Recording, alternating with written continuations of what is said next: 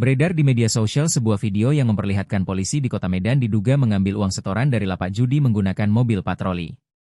Peristiwa tersebut terjadi di Jalan Bunga Sakura, Kecamatan Medan Tuntungan, Kota Medan, viral di media sosial. Dalam video berdurasi singkat itu, terlihat mobil hitam dengan tulisan Polsek Sunggal di kaca bagian belakang hendak parkir. Tak lama, ada pria berbaju biru berkomunikasi dengan petugas yang ada di dalam mobil. Dilansir dari Kompas.com, Kepala Unit Reskrim Polsek Sunggal, AKP Budiman Simanjuntak, membantah narasi itu.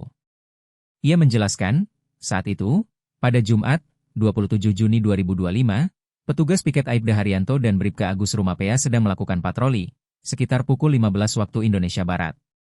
Budiman menyampaikan, Bribka Agus pun memundurkan mobil patroli dengan dipandu juru parkir. Terakhir, Aibda Haryanto membayar jasa juru parkir Rp5.000.